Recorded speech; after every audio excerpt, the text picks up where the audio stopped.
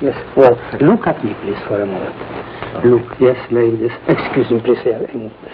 Well, and close your eyes. And open. Well, close once more. Your eyes, yes, and open. Yes, and here like this. One moment.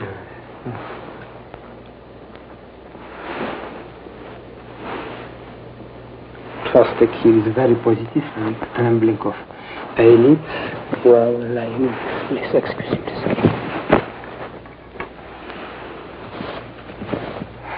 Excuse me, sir. He is very sensible, and that is good, because we have plenty of people, they are not sensible. Do like this, please, Peter. Like this. Wow. Fingers like with eyelids.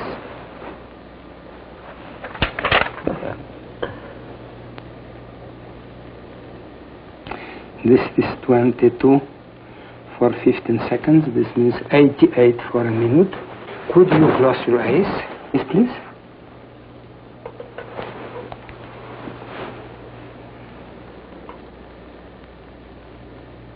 This is 24 for 15 seconds. This means 24, 48, 96.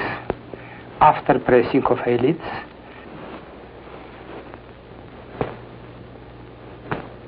Yes.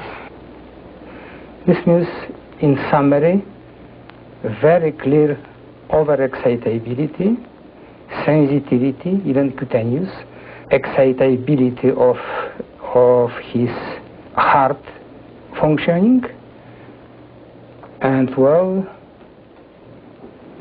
fairly strong psychic inhibition, which is, I think, necessary in any positive development. You see that even through neurological examination, we can see something, not too much, but something.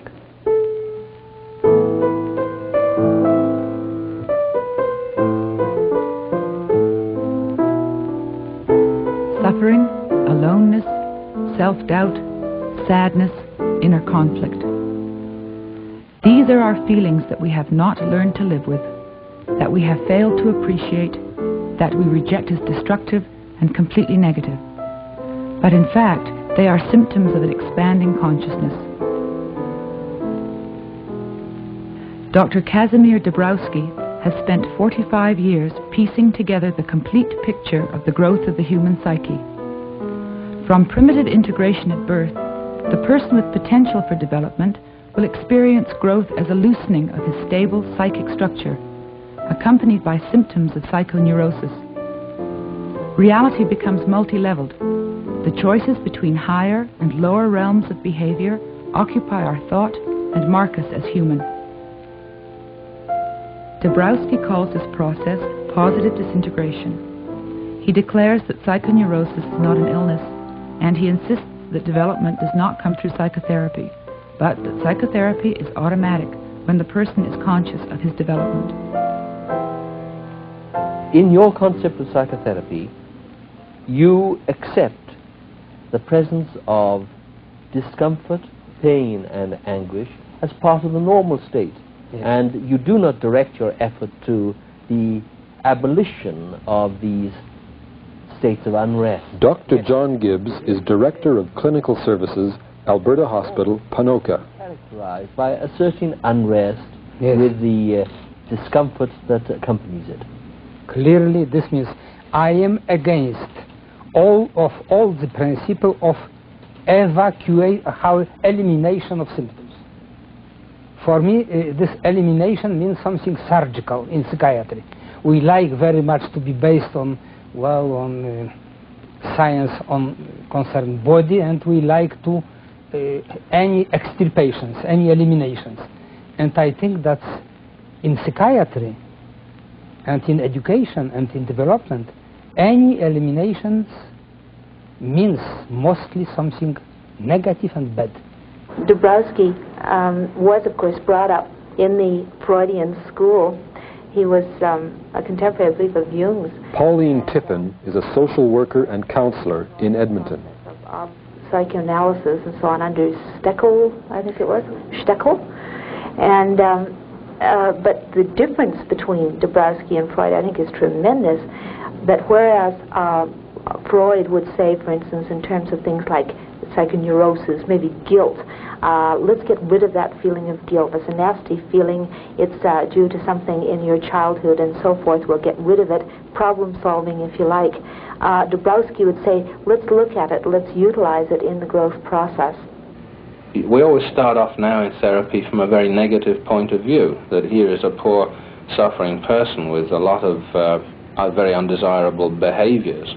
Dr. Charles Helen is Director of Mental Health Services in the province of Alberta. At this time, I think it could change that attitude. And if we could reduce that stigma that's attached to illness and reduce that sort of dependency that the patient is taught to have, that he comes to somebody to get his symptoms removed, now he would come to develop with a therapist. I think that this would be would change the psychotherapy very markedly. This is Alberta Hospital, Ponoka. Here, Dr. Dbrowski has been working to introduce his concepts to the staff and patients alike. To Dbrowski, real therapy is autopsychotherapy. It is the self being aware of the self through a long inner investigation, a mapping of the inner environment. There are no techniques to eliminate symptoms because the symptoms constitute the very psychic richness from which grow an increasing awareness of body, mind, humanity, and cosmos. Dbrowski gives birth to that process if he can. Brian is 17 years old. He came to the hospital 2 months ago suffering from delirium and persecution characteristics. He jumped from a second-floor window and broke his leg. Brian is introverted, shy, and has few friends. He is good in school, particularly in math and in the arts. Could you tell me something very briefly about your dominant characteristic traits? Well, one of my dominant characteristics was I like to work. Yes. I like music. Yes. I like people. I like talking with people. I like working with people.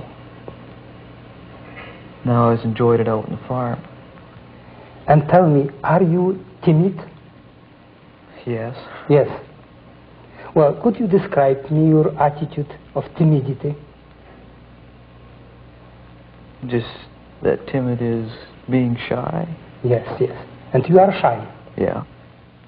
He was always timid, shy, and I repeat, introvert. And he knows this. This is not very deep knowledge. This is third stage of self-knowledge, but after all, sufficient to begin something like autopsychotherapy. And well, I want to add something, Brian. Think about many times, you should at the evening, when you are alone, to think that's in relation to all reality or stimuli, you should be controlled by yourself. This means you should look at your inner stimuli and external stimuli, look at them, and to be in some extent independent of such a stimuli. Not act always immediately on the basis of stimulation, external or inner, you know, but well, to have some moments of, how I can say, reflection, and after to do this or another kind of action. This means to be always controlled by yourself. You understand me? And think about, well, even 5 minutes before your sleep about all this. And now, Brian, I want to ask you to play something from your pieces of music. I am glad that you play clarinet, and I think that you should develop very deeply this kind of interest. Could you play something? We try always to do very large, very deep, multidimensional, multi-level psychological and psychiatric diagnosis. with all testing, with neurological examination, psychiatric examination, many tests like my test here and Rorschach and so on. And after such a deep multi-level examination, we introduce each of the patient which is sufficiently cultural to the medias res. This means to the essential problems. This means we try to show them what kind of psychic richness, what kind of creativity, what kind of positive traits they present on the basis of diagnosis. And I think that after accumulation of practical data, they became conscious in relation, lead by lead, conscious in relation to their personality.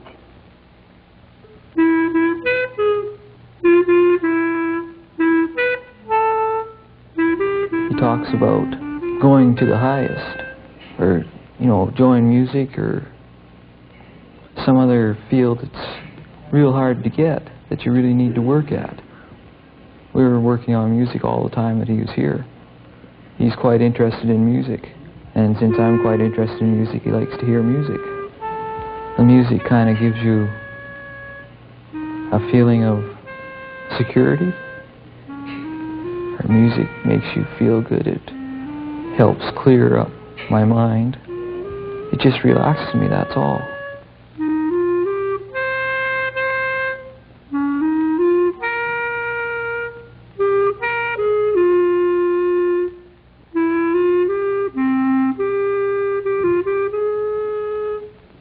You have this need, very deep need, to be animals from time to time. But if we are people with something like different levels of functions, we observe ourselves and we dislike to be always on the primitive level.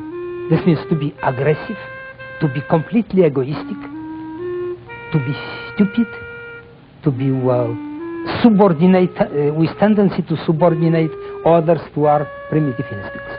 And this is basis for so-called multi-level aspect of our human being, of our human nature.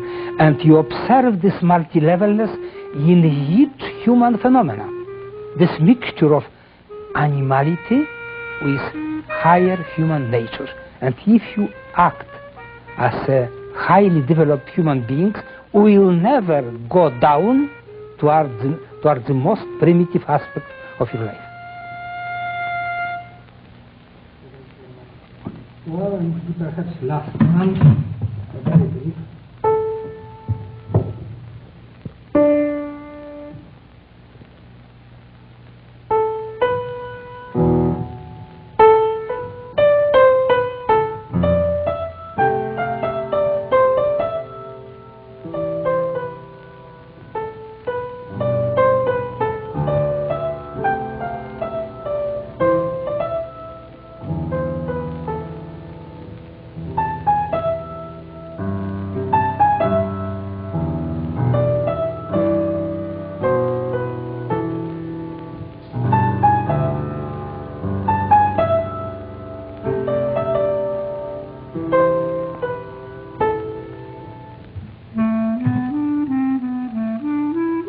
Without intense and painful introspection and reflection, development is unlikely.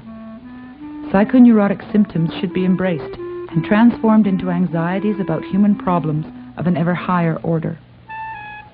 If psychoneurosis continues to be classified as mental illness, then perhaps it is a sickness better than health. Well, Dr. Dbrowski always gave me the impression that he was really educated, somebody who was really known all over the place. So he just gave me the impression of being a very high, very intelligent person who can judge people just by looking at them. Well, I think that I could not understand myself and the development of tendency toward positive disintegration without coming back to early period of my experience. For instance, why I am at the period of puberty, well, I have such a changement in my mood, or why I am ambivalent and ambitendent. Why I have feeling of inferiority and superiority without any reason. And why people are explosive at this time without any reason. And I began to speak about this disintegration between automatic form of our activity and something higher, which could be against this. And this was beginning of something like understanding, not always consciously, understanding of the problem and of disintegration. We have to understand that Dbrowski... Dr. Tom Nelson is chairman of the Department of Psychology at the University of Alberta. ...has been uprooted a number of times. Everywhere he's gone, he seems to generate a great deal of excitement and enthusiasm for his ideas. But on the other hand, there have been always external forces that have controlled the development of his ideas, you know. Unstable appointments, political changes, in favor, out of favor, you know, here on a visiting professorship, there in a visiting professorship. And that's not conducive to, you know, making real academic penetration. I wanted very much to be with mental patients, to know better what is it there. Perhaps they were so intensively emotional and so intensively overexcitable that they could not, how I can say, accept some kind of human reality, and by this, through this reason, they finished by mental disturbances. Ursula is in a depression that has lasted 10 years. How are you feeling right now? I guess guilt, tension, wondering why I get those overwhelming fears that almost paralyze me, and wondering why I would have those fears where there is nothing to fear of. But I have fears of fears. Right, now you're getting warm. Dr. Dbrowski, do you see a positive aspect to this kind of fear? No, but I see the possibility of transformation of such states in something much more positive. And this will depend of, how I can say, understanding of this problem from the side of the lady. For instance, if you occupy your emotional life, your thinking, with, occupy with others, you will not think so intensively about your depression, your obsessions and so on. If you develop your social attitude towards other people, you will diminish many of your egocentric states. She was at the state of very deep depression, with sadness, with any believing in herself. Even she presented herself as somebody rigid at this stage. Somebody even with something like isolation from myself and from Dr. Floyd. And at this very difficult stage, I tried to introduce interest in herself for herself. If you are in good theater and you observe, dramatis personae, yes? How you call this? And you see heroical people. They are in very deep depression, sadness, anxiety. But they are heroic. You feel at the same time something like, very good enthusiastic attitude, and you are at the same time very sad. And this mixture of suffering and of enthusiasm give you possibility to go up to the higher level. Dr. Dbrowski, how do you distinguish, or do you between the positive aspects of psychoneurosis, as maybe the matrix of creativity, say, and the negative aspects that we identify as being mental dis-ease? Fairly clearly, and this is question of multi-levelness. If I see, as I told here, about interneurotic and intraneurotic differences in the level of functions, if I can distinguish higher level of functions, I think they are rather positive. Next, I differentiate by the creativity, by the social attitude, by something like clear aspect of self-control and so on, and by many such aspects, I cannot be sure always. I can commit very often errors, but this is something like criterion for curability, transformation, development, and lack of morbidity in special group of psychoneurosis and nervousness or psychic overexcitability. This same, in some extent, much more or less in relation to psychosis. Dr. Dbrowski, there is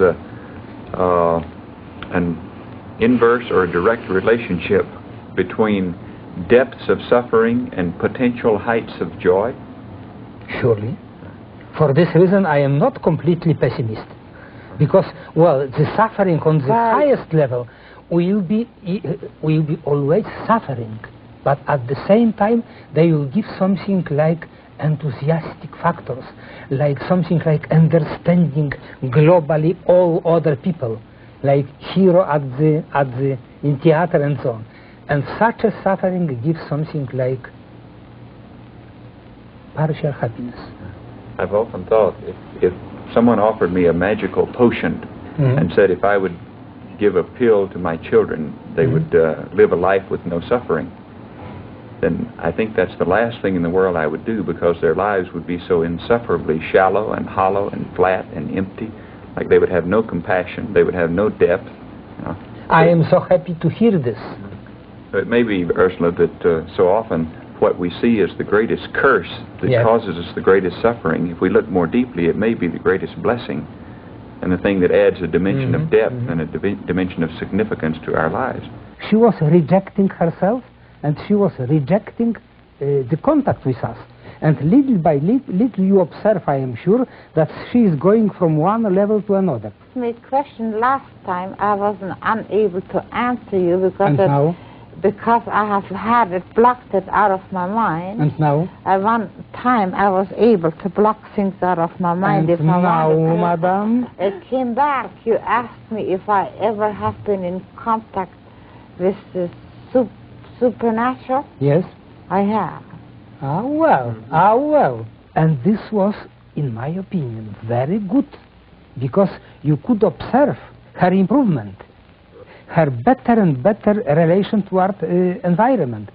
This is another discovery, madam, small discovery. It was very scaring, and I blocked it out of my mind. But do you accept now that you have very strong potential for development? Do you accept this? But I don't know if the experience of the supernatural was with me mental or real. This is another problem. Because I have lain in bed and have seen my body floating in the ceiling. They can become real. I have looked in the mirror and combed my hair and practically thinking of nothing, and would see my eyes changed. To stabilize more and more this attitude on the highest level. This is difficult, but after all, she shows us that this is possible. If the treatment will be systematic, with deep contact, well, this will come. This was impossible at the beginning to stimulate her smiling. And you observe that after something like deepening of our contacts, her smiling from the rigid one became much more sympathetic, deep, vivid, and contacting with us. Thank you very much.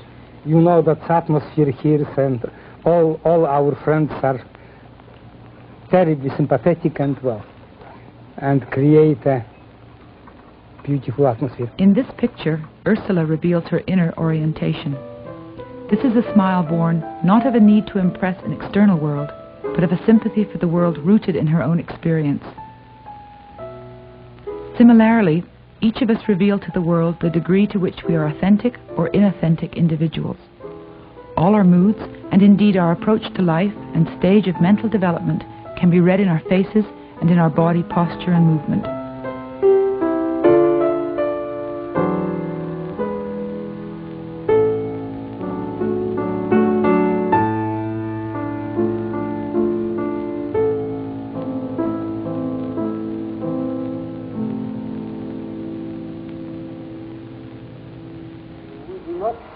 Here any clear reflectivity, and we do not see any empathy toward external world, but he expressed something externally.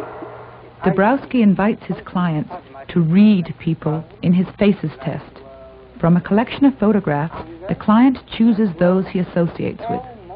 There is usually found an agreement between the levels of mental development of the people in the photographs and the person making the choices. Dr. Dbrowski shows us the kinds of insights he gains from a few of the images in his faces test. Mostly sensual sign, even in his his structure of lips, in his structure of eyes, in his fixation of eyes. I do not see here the concentration on his inner milieu. I do not see here very deep emotional expression, and even I do not see too much of intellectual overexcitability. And here we have Vincent van Gogh. I see in his expression very clear and strong tension, very clear anxiety. You see in his eyes and in his mouth something like suffering, clear suffering, anxiety and deep depression. Even he is in some extent lost in his anxiety. I see this in the expression of face. Did you observe your smile in mirror? Yes, I did. Yeah, so, well, I think that 3 years ago this smile was very clearly different. His smile was always directed toward external world, and it is in the same time perhaps much more stronger toward oneself, like something toward his imagination. But in my opinion, this smile was much more sad, much more depressive. Now, I cannot say that your smiling is sad, but partially yes, and partially even also depressive, but with another manner. He is growing very clearly each month and each year towards something like the same type, the same kind of experience, but with much more reflectivity, much more quietness, and much more knowledge about himself. Peter is 17 years old. 2 years ago, he began seeing a psychologist because he had no friends, was hyperactive in school, and seemed to be an underachiever. Peter was alienated from his environment. His progress since is marked by Dbrowski. Yes, I'm maturing, is what you're saying. Maturing, but maturing in a very positive way, I can say. Maturing with very clear mental and even spiritual development. And I see this not only by discussion with you, but I see partially by your movement, by your gesticulation, by your bodily attitude, especially by your psychological expression and smiling.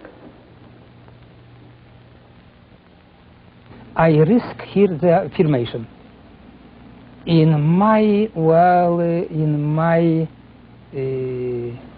analysis of 200 eminent personality, 95% presented something like anxiety, trouble, anxiety, depression, obsession, infantile neurosis, hysteria, well, many such symptoms. And by my analysis, I am not sure here, but almost sure, That's well, you can observe in eminent personalities only transformation of suffering, transformation of anxiety, transformation of depression, but not elimination. Such a symptoms will appear on the higher level. For instance, with Michelangelo, he was not, in my opinion, sick, but he had, for instance, agony in relation to sense of life and sense of suffering and sense of death. Chopin, Beethoven, Van Gogh, they are much more mild, they are much more controlled by themselves, but this not means that they not present any depression, any obsession, any anxiety, even they present perhaps very often even agony.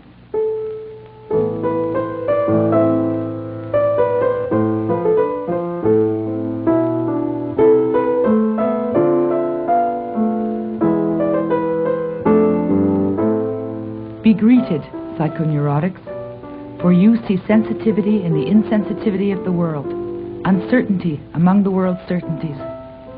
For you often feel others as you feel yourselves. For you feel the anxiety of the world and its bottomless narrowness and self-assurance. Be greeted for your phobia of washing your hands of the dirt of the world, for your awkwardness in dealing with practical things, and your practicalness in dealing with unknown things, for your transcendental realism and lack of everyday realism, for your creativity and ecstasy, for your maladjustment to that which is, and adjustment to that which ought to be, for the loneliness and strangeness of your ways. Be greeted. Who is out passing through very difficult experience, and even something like psychoneurosis and neurosis, we cannot understand human beings, and we cannot realize our multidimensional and multi-level development toward higher and higher levels.